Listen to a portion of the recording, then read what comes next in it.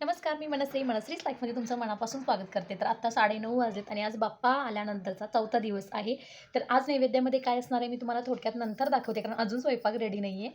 आमच्या अंघोळ्या वगैरे झालेल्या आहेत. झाडू, फरशी सगळं झालेलं आहे. इथली देवपूजा झालेली आहे. आता खालची पूजा चालू आहे. म्हणजे अगोदर हे सगळं फुलं वगैरे काढून ते व्यवस्थित स्वच्छ करून परत दुसरी फुलं देवाला वाहतात. त्याच्यानंतर आम्ही आरतीला सुरुवात करतो. तर ते करतायत. आता माझं इथलं सगळं आवरलं आहे. तर मी आता खाली जाते. पहिला आरती करून येतो आम्ही आणि मग त्याच्यानंतर नैवेद्याची मी तयारी करते. तर नैवेद्यामध्ये तेच असणार आहे, वरण भात, गोडाचा कुठला तरी एक पदार्थ आणि भाजी. तर असं असणार आहे. ग्रेशू स्कूलला गेले.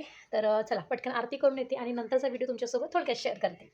तर इथे हे बाप्पांची पूजा करतायत. मी दिवे वगैरे लावते कारण आता आम्हाला आरती करायची आहे.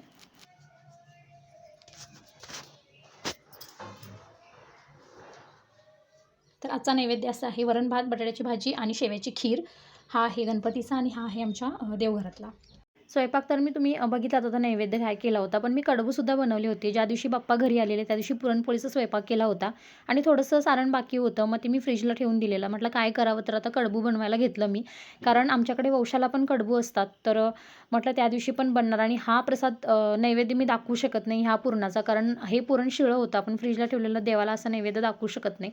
म्हणून मग मी आज दुपारी करायला घेतलं, म्हणजे ते खाऊन होईल. अगदी एक 10-15 झाले होते, जास्त काही झाले नव्हते. मी थोडेसे आम्ही घरी खाल्ले आहेत. मम्मी पप्पा आलेले त्यांनी पण खाल्ले. मी गावाकडे थोडेसे दिले डब्यामध्ये घालून. बाळ, राधिका वगैरे, माझी आजी वगैरे खातात म्हणून. तर ती लोकं जाताना घेऊन गेली आणि मम्मी पप्पा आलेले. मला शूट घ्यायला जमलंच नाही.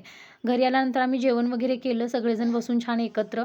शेवयाची खीर खूप कमी प्रमाणात केलेली, पण ती छान सगळ्यांना पुरली आणि त्याच्यानंतर मी हे सगळं आवरायला घेतलं मम्मी पप्पा गेल्यानंतर. आणि खूप छान वाटलं आज मम्मी पप्पा आलेले खरं तर. तर माझा स्वयंपाक सगळा बनवून झालेला आहे. सोबतच मी किचनवरचं सगळं आवरून घेतलं आहे. आता 7:10 झालेली आहेत आणि माझं लवकर आवरलं आज. पूजा वगैरे केली आणि मम्मी पप्पा आले होते गावावरून.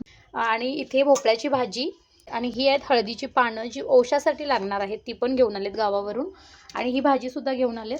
आमच्या घराच्या पाठीमागे नारळाची झाडं आहेत, तर त्याचे नारळ पप्पा काढून घेऊन आले होते. आता मम्मी पप्पा इकडे आल्यापासून अशा गोष्टी खूप मिळतात गावाकडून. तर घरचेच होते आणि उद्या मला नैवेद्याला उकडीचे मोदक करायचे होते. तर त्यासाठी हे पप्पा नारळ फोडून पण देऊन गेले मला जाता जाता. आणि ही हळदीची पानं मी उद्याची म्हणजे ओवशाची तयारी करून ठेवते, परवाची. तर असा होता आजचा दिवस. एकंदर खूप छान गेला आणि सगळ्या गोष्टी व्यवस्थित पार पडल्या बाप्पांच्या. तर बाय.